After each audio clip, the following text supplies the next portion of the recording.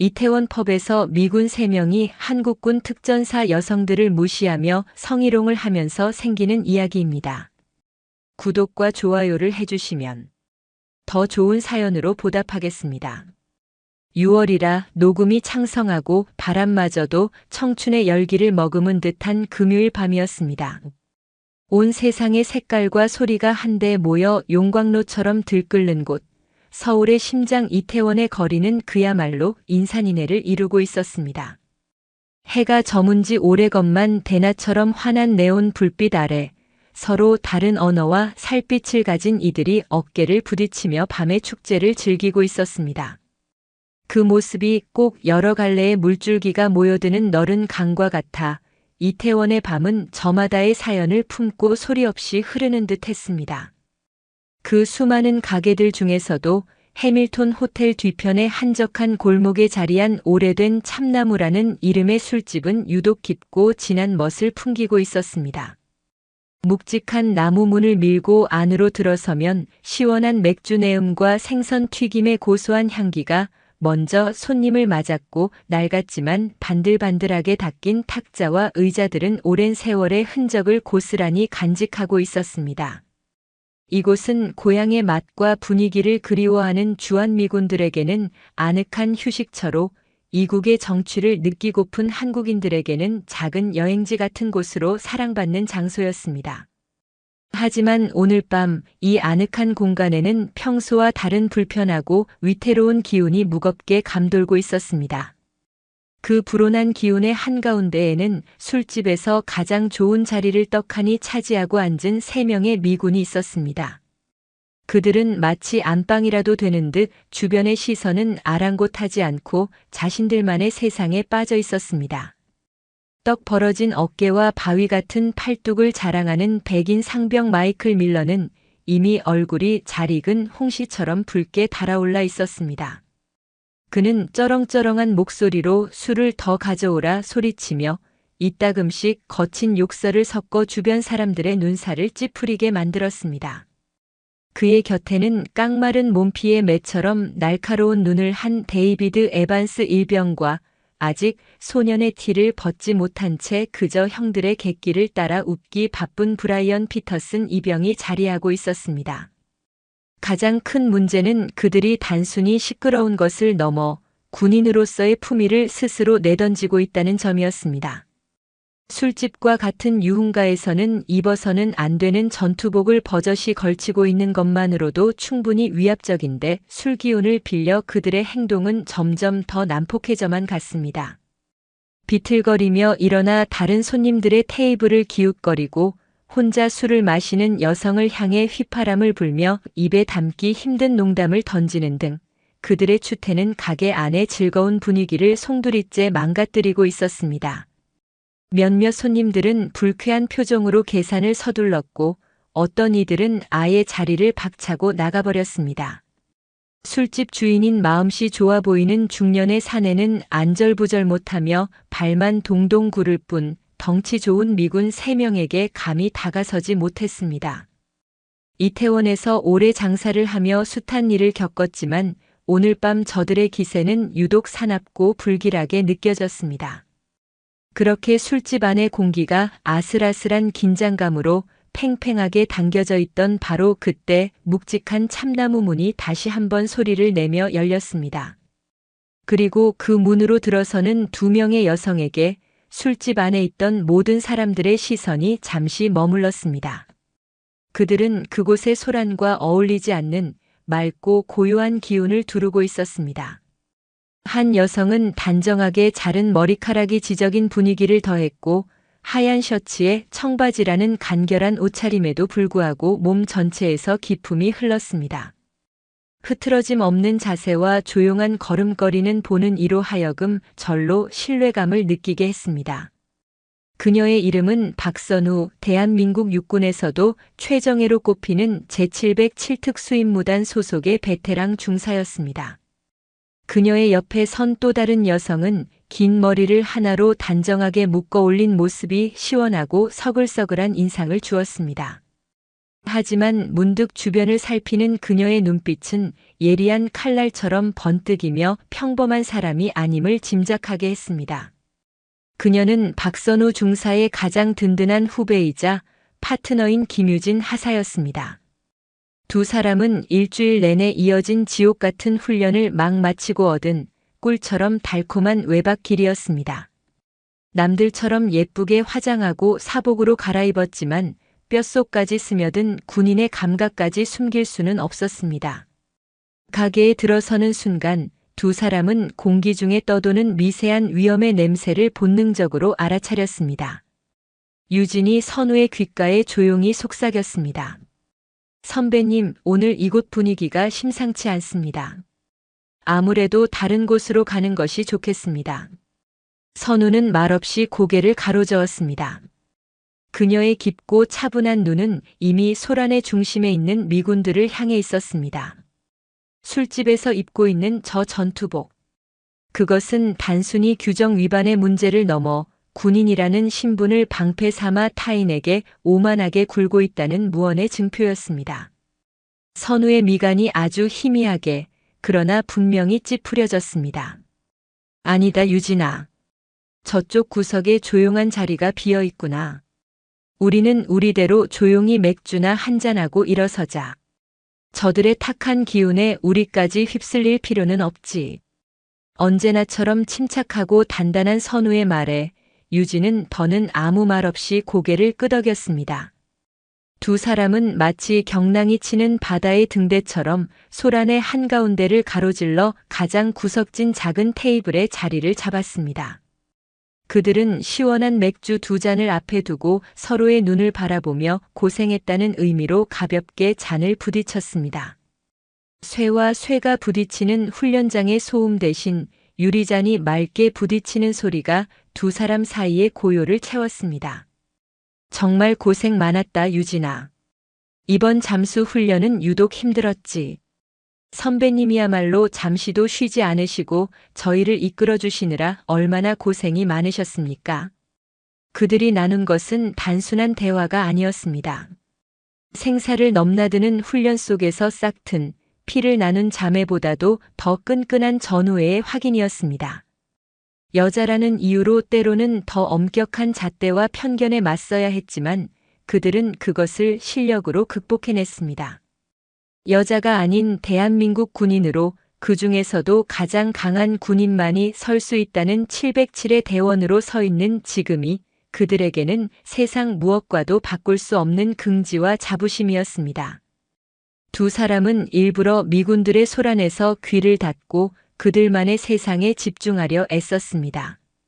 하지만 그들의 온몸의 신경은 잘 조율된 악기처럼 주변의 모든 소음과 움직임을 하나도 놓치지 않고 분석하고 있었습니다. 시끄러운 음악 소리 너머로 들려오는 미군들의 저속한 농담, 다른 손님들의 불편한 기색, 주인의 불안한 한숨 소리까지도. 시간이 흐를수록 밀러 일당의 행패는 위험 수위를 넘나들었습니다. 급기야 자리에서 일어나 술집 안을 어슬렁거리기 시작했습니다.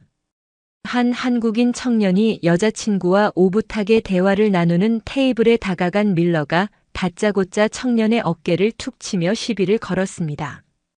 이봐, 친구. 이렇게 예쁜 아가씨랑 같이 있으려면 돈이 꽤나 많이 들겠는데 혹시 삼촌이라도 되는 건가? 모욕적인 말에 청년의 얼굴이 붉게 달아올랐습니다. 그가 분을 참지 못하고 자리에서 일어서려 하자 밀러는 기다렸다는 듯이 청년의 가슴을 강하게 밀쳤습니다. 청년은 맥없이 뒤로 넘어져 의자와 함께 나뒹굴었고 그의 여자친구는 새파랗게 질려 비명을 질렀습니다. 가게 안의 모든 시선이 그곳에 집중되었지만 누구 하나 감히 나서서 그들을 말리지 못했습니다. 술집 주인은 카운터 밑으로 다급하게 전화기를 들었지만 그 구원의 손길이 닿기까지는 너무나 많은 시간이 남아있는 듯 했습니다. 유진이 저도 모르게 주먹을 꽉 쥐는 것을 본 선우가 그녀의 손등을 가만히 덮었습니다. 선우의 손은 따뜻했지만 그 안에 담긴 뜻은 얼음처럼 차갑고 단호했습니다. 유진아, 조금만 더 지켜보자. 우리가 사복을 입고 있을 때일수록 더욱 신중해야 한다. 우리의 행동 하나가 부대 전체의 이름에 먹칠을 할 수도 있어. 명심해라, 우리는 최후의 보루다. 선우는 들끓는 분노를 이성이라는 단단한 두구로 막고 있었습니다. 그녀는 알고 있었습니다. 섣불리 감정을 앞세워 나서는 순간 일은 걷잡을 수 없이 커지고 말 것이라는 사실을. 하지만 그 단단했던 인내의 둑도 이제는 거센 파도 앞에서 위태롭게 흔들리고 있었습니다. 다른 테이블을 초토화시킨 밀러 일당의 혼탁한 시선이 마침내 어둠 속의 등대처럼 고요히 앉아있던 두 사람에게로 향하고 있었기 때문입니다. 밀러는 술에 취해 비틀거리면서도 두 여성에게서 풍겨나오는 남다른 분위기를 용케 감지했습니다. 다른 한국 여자들처럼 수줍어하거나 피하지 않는 당당한 자세, 고요하면서도 그 깊이를 알 수 없는 강인한 눈빛. 그것이 그의 비뚤어진 정복욕을 강하게 자극했습니다. 그는 짐승 같은 웃음을 흘리며 동료들에게 속삭였습니다. 오늘 밤의 진짜 사냥감은 저기 있었군. 꽤나 콧대 높은 아가씨들 같은데 저런 말을 길들이는 재미가 쏠쏠하지. 에반스와 피터슨이 기다렸다는 듯이 저질스러운 웃음으로 화답했습니다.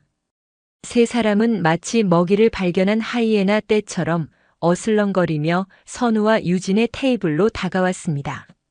묵직한 군홧발이 나무 바닥을 쿵쿵 울리는 소리가 마치 파국을 알리는 북소리처럼 술집 안에 울려 퍼졌습니다.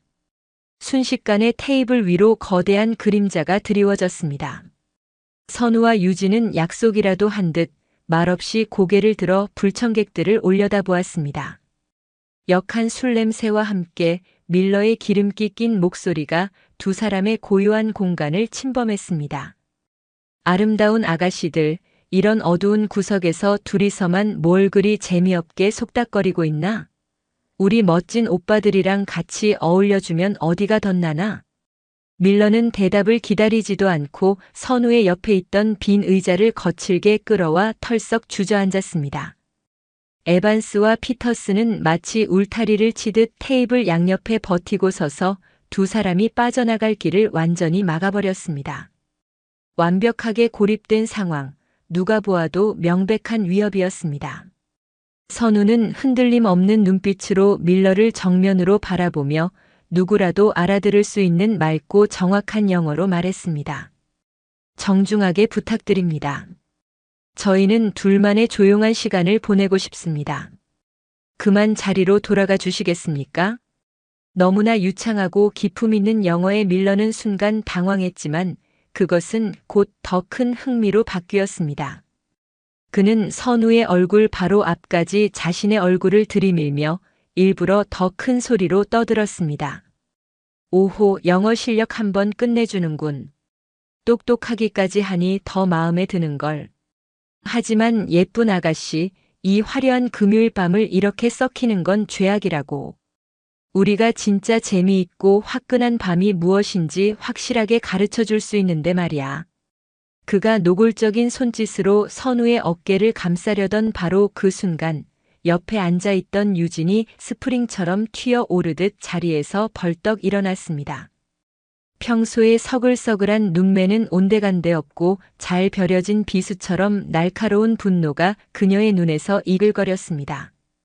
그 더러운 손 당장 치우지 못하겠습니까? 유진의 목소리는 낮았지만 그 안에 담긴 기세는 거구의 미군들을 순간 주춤하게 만들 만큼 서슬퍼런 것이었습니다. 하지만 에반스가 곧 정신을 차리고 그런 유진을 위아래로 훑어보며 비웃음을 터뜨렸습니다. 워워, 꼬마 아가씨. 화내지 말고 진정해. 우린 그저 친하게 지내고 싶을 뿐이라고. 너희 한국 여자들이 우리 같은 미군 오빠들한테 얼마나 약한지 우린 다 알고 있단 말이지. 안 그런가? 그들의 추악한 대화는 술집 안의 모든 소음을 잠재웠습니다. 이제 그 누구도 술잔을 기울이거나 대화를 나누지 않았습니다. 모두가 숨을 죽인 채 언제 터질지 모르는 시한폭탄 같은 상황을 초조하게 지켜보고 있었습니다. 선우가 유진의 팔을 부드럽게 잡아 다시 자리에 앉혔습니다. 그리고는 마지막 자비를 베풀 듯 밀러를 향해 차갑게 경고했습니다. 이것이 마지막 경고입니다. 당신들은 지금 군인의 명예를 땅에 떨어뜨리고 있으며 이곳의 모든 사람들에게 씻을 수 없는 불쾌감을 주고 있습니다. 한 번 더 정중하게 요청합니다. 당장 당신들의 자리로 돌아가십시오. 선우의 말에는 사람의 마음을 움직이는 묵직한 힘이 실려 있었습니다. 하지만 술과 오만 그리고 편견에 눈이 먼 밀러에게는 그저 건방진 계집아이의 가짜는 잔소리로 들릴 뿐이었습니다. 그는 고개가 뒤로 넘어갈 듯이 큰 소리로 웃음을 터뜨렸습니다. 하! 군인의 명예! 너희 같은 연약한 계집애들이 총 한 번 제대로 쏴봤을 리 없는 너희들이 군인에 대해 뭘 안다고 짓거리는 거냐? 군인은 바로 우리처럼 목숨 걸고 싸우는 진짜 사나이들을 말하는 거라고. 너희는 그냥 집에서 인형이나 가지고 노는 게 딱 어울려. 그것은 칼보다도 더 아픈 말이었습니다. 단지 여자라는 이유만으로 그들의 모든 것을 함부로 재단하고 짓밟는 명백한 모욕. 그 말은 결국 707특임대의 두 여전사, 박선우와 김유진의 가슴속에 단단히 걸어 잠가두었던 마지막 빗장을 부수어버리고 말았습니다. 밀러는 한술 더 떠 음흉한 미소를 지으며 선우에게 추파를 던졌습니다. 그렇게 군인이 좋으면 나랑 같이 가는 건 어때? 내 숙소로 가면 진짜 군인이 뭔지, 진짜 남자가 뭔지 아주 확실하게 가르쳐 줄 자신이 있는데. 응. 아주 뜨거운 밤을 보내면서 말이야. 노골적인 성희롱과 함께 밀러의 저속한 손이 다시 한번 선우의 턱을 향해 뱀처럼 스르르 다가왔습니다. 에반스와 피터슨도 기다렸다는 듯이 희죽거리며 유진에게 다가서려 몸을 움직였습니다. 그들은 미처 알지 못했습니다. 자신들이 지금 건드리고 있는 존재들이 단순한 여성이 아니라 인간이 견딜 수 있는 모든 한계를 뛰어넘도록 스스로를 단련시킨 살아있는 강철이라는 사실을. 그 찰나의 순간 선우가 나지막이 은조렸습니다. 그녀의 목소리는 더 이상 차갑지도 뜨겁지도 않았습니다. 그저 모든 감정이 사라진 섬뜩할 정도로 고요한 무의 상태였습니다. 지금 이 순간부터 당신들의 모든 행위는 대한민국 군법과 주한미군 주둔군지 위협정에 따른 중대한 위법 행위로 간주한다. 우리는 대한민국 군인으로서 동맹군인 당신들의 불법적인 행위를 더 이상 지켜보고만 있을 수 없다. 밀러가 술 취한 눈을 껌뻑이며 물었습니다. 뭐라고? 이 계집애가 지금 뭐라고 짓거리는 거야? 선우는 칠흑 같은 어둠 속에서 조용히 솟아오르는 새벽의 태양처럼 천천히 자리에서 일어섰습니다. 그녀의 눈에는 더 이상 분노나 경멸의 감정이 담겨 있지 않았습니다. 그 자리에는 오직 눈앞의 상황을 완벽하게 통제하겠다는 냉철한 판단과 임무에 대한 강철 같은 확신만이 서려 있었습니다. 지금부터 군법이 정한 절차에 따라 실력 행사에 들어간다. 그 말이 끝나는 순간 오래된 참나무 술집의 시간은 거짓말처럼 잠시 멈추었습니다. 그리고 곧이어 누구도 상상하지 못했던 강철의 춤이 시작되었습니다. 선우의 선언은 단순한 말이 아니었습니다. 그것은 수만 번의 반복 훈련으로 몸에 각인된 조건 반사적인 행동의 시작을 알리는 신호탄과도 같았습니다. 밀러는 여전히 상황의 심각성을 깨닫지 못한 채 무슨 헛소리를 하는 거냐? 라고 소리치며 선우의 팔을 거칠게 움켜쥐려 했습니다. 하지만 그의 손이 선우의 옷깃에 닿기도 전 선우의 몸은 이미 한 마리 나비처럼 부드럽게 움직이고 있었습니다. 그녀는 밀러가 뻗은 팔을 피하지 않고 오히려 안쪽으로 파고들며 가볍게 받아냈습니다. 동시에 그녀의 왼손은 밀러의 손목을 감아쥐었고 오른손은 그의 팔꿈치 안쪽 급소를 정확하게 찔렀습니다. 이는 상대의 힘을 역으로 이용하여 최소한의 힘으로 상대를 제압하는 707특임대만의 고도로 발달된 근접 전투 기술이었습니다. 선우의 몸이 물 흐르듯 유연하게 회전하자 100kg이 넘는 거구의 밀러는 자신의 힘에 스스로 휘둘리며 비명을 지를 틈도 없이 앞으로 고꾸라졌습니다. 크억! 선우는 중심을 잃고 쓰러지는 밀러의 등 위로 올라타 한쪽 무릎으로는 그의 목덜미를 지그시 누르고 양손으로는 그의 두 팔을 등 뒤로 꺾어 완벽하게 제압했습니다. 술에 취해 방심한 상태였다고는 하나 거대한 바위가 작은 조약돌에 걸려 넘어간 듯한 믿을 수 없는 광경이었습니다. 이 모든 것이 눈 깜짝할 사이에 단 2초 만에 일어난 일이었습니다. 그 압도적인 모습에 넋을 잃었던 에반스와 피터슨이 뒤늦게 정신을 차리고 욕설을 퍼부으며 유진에게 달려들었습니다. 이 미친 것들이! 에반스가 분노로 이성을 잃고 큼지막한 주먹을 휘두르며 먼저 달려들었습니다. 하지만 유진의 눈에는 그의 어설픈 움직임이 마치 느린 화면처럼 보였습니다. 유진은 상체를 살짝 숙여 바람 소리를 내며 날아오는 에반스의 주먹을 피했습니다. 그와 동시에 에반스의 옆구리가 무방비 상태로 노출된 찰나의 순간을 그녀는 놓치지 않았습니다. 유진의 팔꿈치가 마치 강철 망치처럼 에반스의 갈비뼈 아래 급소를 정확하고 묵직하게 파고들었습니다. 컥! 숨이 턱 막히는 고통. 에반스는 비명조차 지르지 못하고 그 자리에 풀썩 주저앉았습니다. 그는 폐부 깊숙한 곳에서부터 차오르는 극심한 고통에 물 밖으로 나온 물고기처럼 필사적으로 숨을 헐떡였지만 몸을 가눌 수 없었습니다. 유진은 그에게 더 이상의 공격을 하지 않고 이미 겁에 질려 전의를 상실한 피터슨에게로 시선을 옮겼습니다. 피터슨은 두 명의 동료가 속수무책으로 쓰러지는 것을 보고 얼굴이 새하얗게 질려 있었습니다. 그는 어설프게 두 팔을 들어 자신을 방어하며 뒷걸음질 쳤습니다. 하지만 유진은 그가 도망쳐서 더 큰 소란을 만들 기회를 줄 생각이 없었습니다. 유진은 쏜살같이 낮은 자세로 파고들어 피터슨의 두 다리를 걸어 넘어뜨렸습니다. 하체가 무너진 피터슨은 균형을 잃고 맥없이 뒤로 나자빠졌습니다. 쿵 하는 둔탁한 소리와 함께 그의 머리가 딱딱한 나무 바닥에 부딪힐 뻔한 바로 그 순간 유진은 본능적으로 손을 뻗어 그의 뒷머리를 부드럽게 받쳐주었습니다. 적을 제압하되 불필요한 상해는 입히지 않는 것. 그것이 바로 사람을 살리는 기술을 연마한 특수부대원의 몸에 밴 철칙이었습니다. 유진은 넘어진 피터슨의 팔을 가볍게 꺾어 그가 더 이상 저항할 수 없도록 만들었습니다. 선우가 밀러를 제압하고 유진이 나머지 두 명을 완벽하게 무력화시키기까지 걸린 시간은 모두 합쳐서 채 10초가 되지 않았습니다. 술집 안은 마치 시간이 멈춘 듯 물을 끼얹은 듯한 정적에 휩싸였습니다.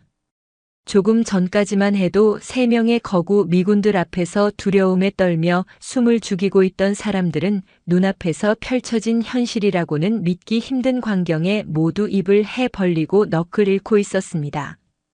그것은 폭력적인 싸움이라기보다는 절제되고 우아하기까지 한 한편의 무술 시연처럼 보였습니다.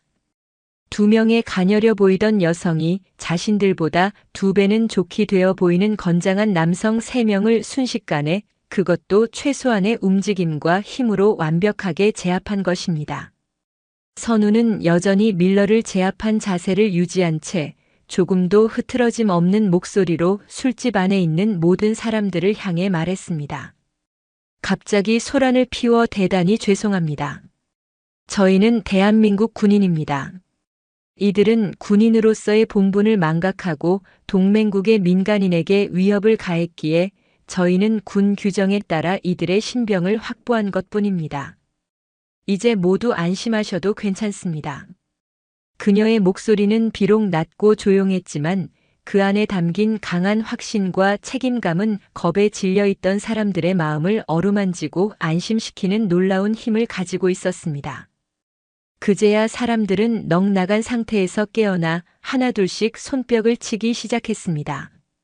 처음에는 몇몇 테이블에서 시작된 작은 박수 소리가 이내 서로에게 용기를 얻은 듯 술집 전체를 가득 채우는 우레와 같은 함성과 환호로 바뀌었습니다. 와, 정말 대단하다. 진짜 너무 멋있어요. 언니들 최고. 아까 밀러에게 봉변을 당했던 젊은 연인의 여성은 놀란 가슴을 쓸어내리며 선우와 유진을 향해 눈물 젖은 얼굴로 고맙다고 몇 번이고 고개를 숙였습니다. 술집 주인은 카운터에서 뛰쳐나와 어쩔 줄 몰라 하며 두 사람의 손이라도 잡을 듯이 감사합니다. 정말 감사합니다. 가게를 구해주셨습니다. 라며 연신 외쳤습니다. 유진은 제압당한 채 고통과 굴욕감에 신음하는 에반스와 공포에 질려 사시나무 떨듯 떠는 피터슨에게 차분한 목소리로 말했습니다. 섣불리 움직이지 마라. 움직이면 다친 관절이 더 고통스러울 뿐이다. 곧 너희를 인계할 미 헌병대가 도착할 것이다.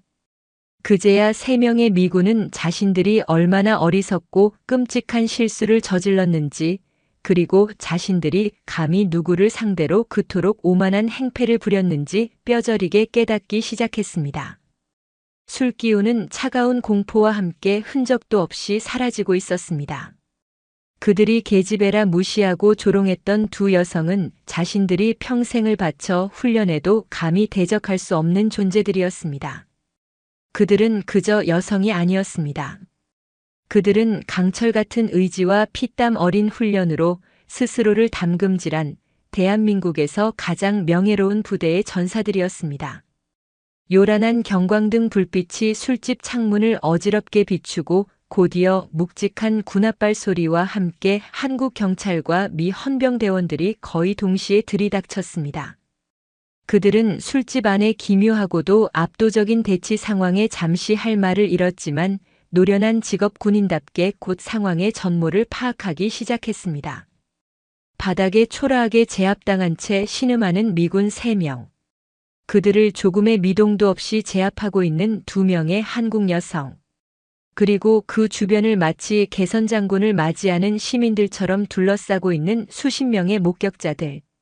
이 기이한 풍경의 중심에 헌병대의 최고 선임인 흑인 남성 데이비스 원사가 위험 있는 목소리로 외치며 앞으로 나섰습니다. 여기서 무슨 일이 벌어지고 있는 거지? 모두 제압을 풀고 자리에서 일어나도록. 선우는 데이비스 원사의 계급장을 확인하고는 예를 갖춰 조용히 자리에서 일어났습니다. 유진도 피터슨의 신병을 헌병에게 인계하고 그 뒤를 따랐습니다. 제압에서 풀려난 밀러와 그의 동료들은 고통스러운 신음을 흘리며 부축을 받아 겨우 몸을 일으켰지만 차마 고개를 들지 못했습니다. 선우는 품 안에서 자신의 군인 신분증을 꺼내 데이비스 원사에게 정중하게 보여주며 군더더기 없이 간결하고 정확한 영어로 상황을 보고했습니다.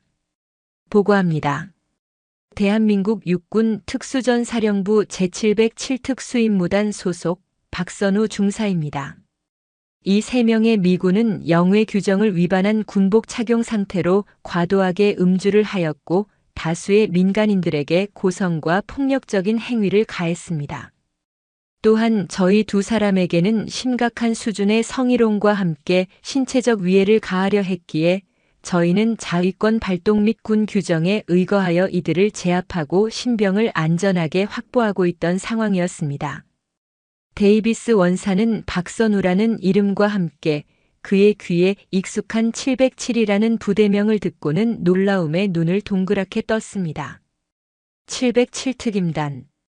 백호부대라는 이름으로 더 유명한 한국군 최정예 중의 최정예 대테러 부대. 미군 특수부대와도 정기적으로 연합훈련을 실시하기에 그 명성은 익히 들어 알고 있었습니다. 하지만 설마 그 전설적인 부대의 대원이 그것도 이렇게 젊은 여성 대원들일 줄은 꿈에도 상상하지 못했던 것입니다. 데이비스 원사는 바닥에 널브러져 있는 자신의 부하들을 경멸과 한심함이 뒤섞인 눈초리로 쏘아보았습니다. 그들의 풀어 헤쳐진 복장과 술에 절어 풀린 눈, 그리고 주변 목격자들의 차가운 분노에 찬 시선만 보아도 더 이상의 조사는 무의미했습니다. 진실은 너무나도 명백했습니다. 이런 망할 멍청이 같으니라고. 데이비스 원사는 나지막이 욕설을 내뱉고는 선우에게 고개를 돌려 깊은 존중을 담아 말했습니다. 상황을 정확히 이해했다. 박중사. 귀관들의 노고에 깊이 감사한다. 이 부끄러운 자들의 처리는 이제 우리에게 맡겨주길 바란다. 이번 사건은 결코 가볍게 넘어가지 않을 것임을 동맹군의 명예를 걸고 약속한다. 그리고 같은 군인으로서 또한 한 명의 인간으로서 귀관들에게 진심으로 사과한다. 그의 사과에는 어떤 변명이나 가식이 담겨 있지 않았습니다. 오직 부하들을 잘못 관리한 지휘관으로서의 깊은 책임감과 동맹군에 대한 진심 어린 미안함만이 담겨 있었습니다. 밀러와 에반스, 피터스는 아무런 저항도 하지 못한 채 죄인처럼 고개를 푹 숙이고 헌병들의 손에 이끌려 술집 밖으로 끌려나갔습니다. 그들을 향해 쏟아지는 사람들의 경멸과 조롱의 시선은 그 어떤 물리적인 고통보다도 더 아프고 굴욕적이었습니다. 그들은 자신들의 어리석은 하룻밤의 객기가 그토록 자랑스러워했던 군인으로서의 삶을 송두리째 무너뜨렸다는 것을 비로소 깨닫고 있었습니다. 사건은 그렇게 일단락되는 듯 했습니다. 한국 경찰은 흥분한 목격자들의 진술을 차분히 기록했고 술집 주인은 선우와 유진에게 다가와 계산은커녕 오히려 술값을 손에 쥐어주려 하며 연신 고마움을 표했습니다. 망가진 의자 하나 없이 더 큰 폭력 사태 없이 상황을 완벽하게 정리해 준 것에 대한 진심 어린 감사의 표시였습니다. 선우와 유진은 그 모든 소란의 중심에 있었음에도 불구하고 마치 아무 일도 없었다는 듯 조용히 자신들의 자리로 돌아와 남은 맥주를 마저 마셨습니다. 하지만 술집 안의 분위기는 그들이 처음 들어왔을 때와는 완전히 달라져 있었습니다. 사람들은 더 이상 그들을 신기한 구경거리로 보지 않았습니다. 그들의 시선 속에는 깊은 존경과 경외심 그리고 따뜻한 감사의 마음이 담겨 있었습니다. 몇몇 손님들은 조심스럽게 다가와 말없이 악수를 청하기도 했고 어떤 테이블에서는 그들을 위한 것이라며 가장 비싼 안주를 보내오기도 했습니다. 선우와 유진은 그 모든 호의를 정중하게 하지만 단호하게 사양하며 조용히 자리를 지켰습니다. 그들은 영웅 대접을 받기 위해 나선 것이 아니었습니다. 그저 군복을 입은 군인으로서 그리고 한 사람의 양심 있는 인간으로서 마땅히 해야 할 일을 했을 뿐이었습니다. 그날 밤 이태원의 오래된 참나무 술집에서는 오랫동안 사람들 사이에서 회자될 작은 전설이 하나 만들어졌습니다. 술에 취해 행패를 부리던 거구의 미군들을 순식간에 제압한 두 명의 아름답고 강인한 한국 여성 군인에 대한 이야기. 그 이야기는 앞으로 사람들의 입을 통해 퍼져나가며 조금씩 부풀려지고 때로는 다른 이야기로 변질될지도 모릅니다. 하지만 그날 밤 그곳에 있던 모든 이들의 가슴 속에는 한 가지 사실만큼은 분명한 교훈으로 새겨졌을 것입니다. 진정한 강인함이란 결코 성별이나 덩치에서 나오는 것이 아니라 그 어떤 상황에서도 흔들리지 않는 올곧은 신념과 타인을 지키기 위해 스스로를 단련하는 고귀한 땀방울에서 나온다는 것을 말입니다. 사건이 있고 며칠이 지난 뒤 선우와 유진이 소속된 707부대로 주한미군 사령관 명의의 공식 서한이 한 통 도착했습니다.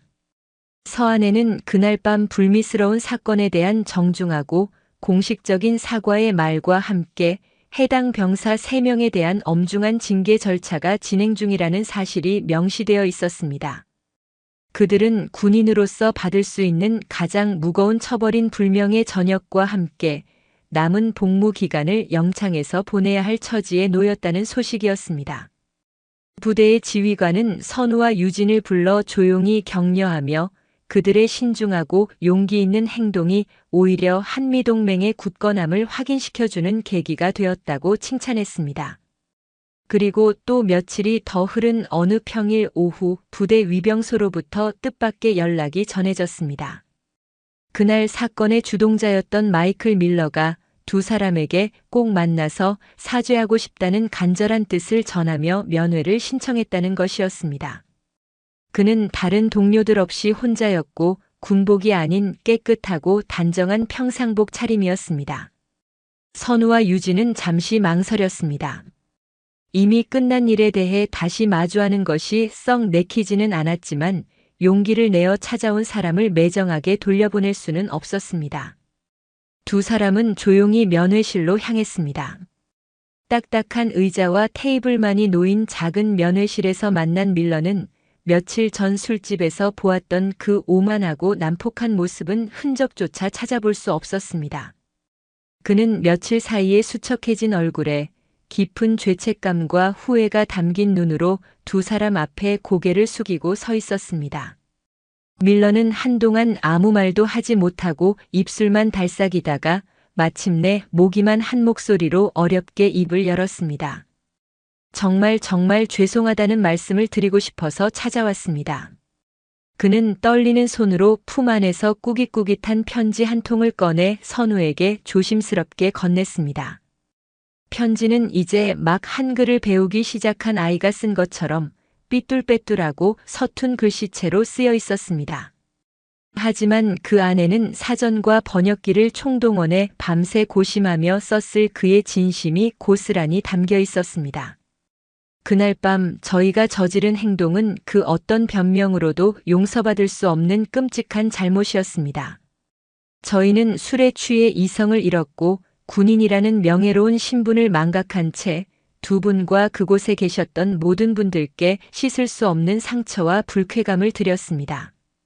특히 단지 여성이라는 이유만으로 두 분을 함부로 무시하고 입에 담을 수 없는 말과 행동으로 모욕한 것에 대해 땅에 엎드려 사죄하고 싶은 심정입니다. 편지를 소리내어 읽어내려가던 유진의 목소리가 잠시 멈칫했습니다. 선우와 유진은 말없이 고개를 숙인 밀러의 떨리는 어깨를 바라보았습니다. 밀러는 용기를 내어 말을 이었습니다. 그의 목소리는 물기에 젖어 있었습니다. 솔직히 말씀드리면 저는 이라크에서의 끔찍한 기억 때문에 오랫동안 악몽과 분노 조절 문제로 고통받고 있었습니다. 하지만 그것은 어디까지나 제 개인의 나약함일 뿐 저의 어리석고 폭력적인 행동에 대한 변명이 될 수는 없다는 것을 잘 압니다. 그날 밤 두 분은 저에게 단순히 싸움 실력의 차이가 무엇인지만을 가르쳐 주신 것이 아니었습니다. 그의 눈에서 기어이 눈물 한 방울이 툭 떨어져 바닥을 적셨다. 두 분은 저에게 진정한 군인의 모습이 무엇인지, 진정한 강인함이 어디에서 나오는지를 온몸으로 보여주셨습니다. 그것은 결코 타인을 억압하는 폭력이나 오만함이 아니라 스스로를 다스리는 절제와 자신의 행동에 책임을 지는 용기, 그리고 나와 다른 타인을 존중하는 마음이라는 것을 뼈저리게 깨닫게 해주셨습니다. 그토록 당당하고 품이 있던 두 분의 모습 앞에서 제 자신이 얼마나 부끄럽고 한심한 존재였는지 절실히 깨달았습니다. 밀러는 마침내 고개를 들어 두 사람의 눈을 똑바로 바라보았습니다. 그의 눈은 붉게 충혈되어 있었지만 그 안에는 더 이상 오만함이나 분노가 아닌 맑은 참회의 빛이 담겨 있었습니다. 저는 곧 군복을 벗고 불명예스럽게 고향으로 돌아가게 될 겁니다. 제 인생에서 가장 큰 오점을 남긴 셈입니다. 하지만 약속하겠습니다. 남은 제 인생 동안 그날 밤 두 분께서 제게 주신 가르침을 나침반 삼아 결코 부끄럽지 않은 사람으로 살아가기 위해 노력하겠습니다. 다시 한번 제 어리석음을 진심으로 사죄드립니다. 그는 마치 죄인이 심판을 구하듯 허리를 깊이 숙여 오랫동안 고개를 들지 못했습니다. 그것은 형식적인 사과가 아닌 한 인간이 자신의 과오를 온전히 인정하고 새로운 사람으로 거듭나기를 갈망하는 진심 어린 참회였습니다. 선우는 조용히 편지를 접어 주머니에 넣고는 밀러의 어깨를 가만히 두드려주며 말했습니다. 이제 고개를 드세요, 밀러 병사. 당신의 진심 어린 사과를 받아들이겠습니다. 그리고 당신이 앞으로 새로운 삶을 멋지게 살아가기를 진심으로 응원하겠습니다. 사람은 누구나 실수를 할 수 있습니다. 중요한 것은 그 실수를 정직하게 인정하고 다시는 같은 잘못을 반복하지 않으려는 의지입니다. 당신은 이미 가장 어렵고도 중요한 첫걸음을 뗀 것입니다. 유진도 따뜻한 미소를 지으며 덧붙였습니다. 당신이 겪었을 마음의 고통을 저희가 감히 다 이해할 수는 없겠지만 부디 잘 이겨내시기를 바랍니다.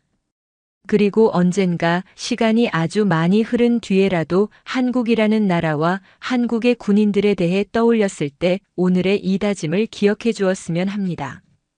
우리 역시 당신들의 나라와 훌륭한 군인들을 존중하는 든든한 동맹이니까요. 그들의 따뜻한 용서의 말에 밀러는 끝내 참았던 울음을 터뜨리고 말았습니다.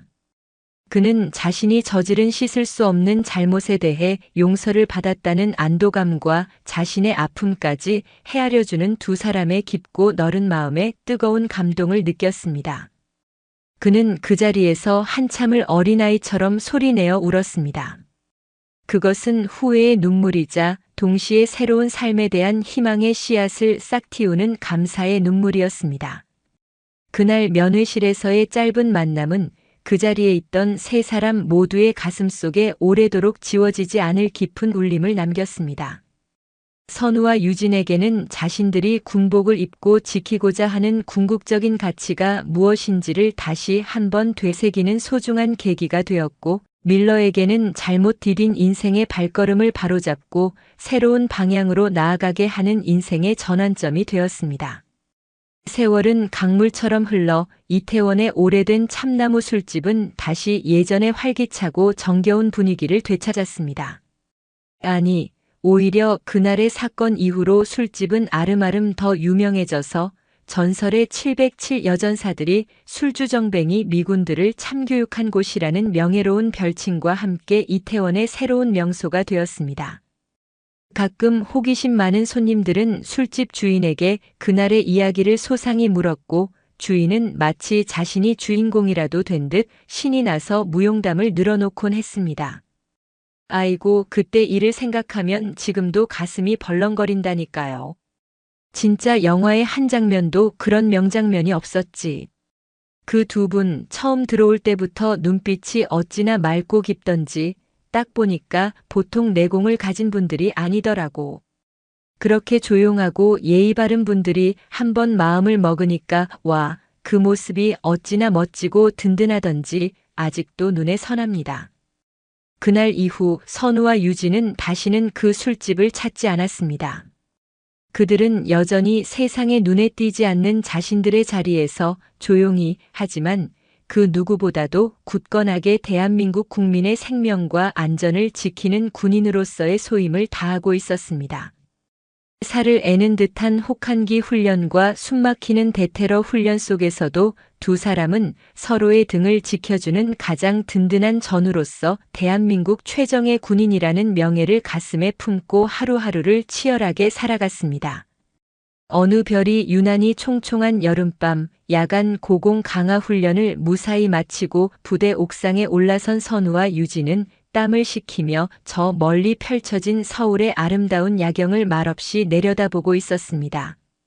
수십만 개의 불빛들이 모여 은하수처럼 흐르는 도시의 풍경 속에서 유독 이태원 일대의 불빛이 밝게 빛나고 있었습니다. 한참 동안 침묵을 지키던 유진이 먼저 입을 열었습니다. 선배님, 문득 그날 밤 일이 생각납니다. 그때 저희가 조금만 더 참고 자리를 피했다면 어땠을까 하는 생각도 가끔 합니다. 선우는 부드러운 미소를 지으며 밤하늘에서 눈을 떼지 않은 채 대답했습니다. 아니다, 유진아. 나는 우리가 그때 우리가 할 수 있는 최선의 일을 했다고 생각해. 군인이 지켜야 할 것은 비단 국가의 영토뿐만이 아니야. 이 땅 위에서 살아가는 우리 국민 한 사람 한 사람의 평온한 일상과 존엄성을 지키는 것 또한 군인에게 주어진 신성한 의무이지. 그날 밤 그 술집 안에 있던 사람들도 우리가 목숨 걸고 지켜야 할 소중한 우리 국민들이었어. 선우는 손을 뻗어 까만 밤하늘의 가장 빛나는 별을 가리키며 말을 이었습니다. 저 별을 보렴, 유진아. 저 수많은 불빛들 아래 얼마나 많은 사람들이 저마다의 소중한 꿈을 꾸며 살아가고 있겠니? 우리가 이 무거운 군복을 입고 밤낮 없이 땀 흘리는 이유는 바로 저 불빛들이 영원히 평화롭게 반짝일 수 있도록 지켜주기 위해서야. 때로는 우리가 이렇게 사복을 입고 저들 속에 섞여 있을 때라도 그 군인으로서의 본질과 사명감은 결코 변해서는 안 되는 거란다. 두 사람은 한동안 아무 말 없이 서로의 어깨에 기댄 채 서울의 밤을 가슴에 담았습니다. 그들의 어깨 위에는 보이지 않는 국가와 국민에 대한 무거운 책임감이 놓여 있었지만 그 무게는 결코 두 사람을 짓누르지 않았습니다. 오히려 그들의 존재 이유를 증명하고 그들의 삶을 더욱 빛나게 하는 자랑스러운 훈장과도 같았습니다. 그날 밤 이태원에서 일어났던 작은 소동은 어쩌면 이 거대한 도시의 역사 속에서 아주 사소하고 작은 해프닝으로 기억될지도 모릅니다. 하지만 그 밤 두 명의 여전사가 보여준 용기와 절제된 품격은 단순한 힘의 과시가 아니었습니다. 그것은 힘없는 이웃의 고통을 외면하지 않는 따뜻한 용기였고, 다른 문화와 생각의 차이를 존중하고 이해하려는 성숙한 시민 의식이었으며, 무엇보다 자신의 자리에서 묵묵히 소임을 다하는 진정한 프로페셔널의 아름다운 모습이었습니다. 이태원의 밤은 깊어가고 두 명의 강철 같은 여전사는 서울의 야경을 배경으로 그 어떤 별보다도 더 밝고 따뜻하게 빛나고 있었습니다. 그들이 서로를 비추고 또한 우리가 사는 세상을 묵묵히 비추고 있는 한 이 땅의 밤은 언제까지나 평화롭고 희망으로 가득할 것이라는 든든한 믿음처럼 그 빛은 단단하고 아름다웠습니다. 오늘도 요지경 사연을 잘 들어주셔서 감사합니다.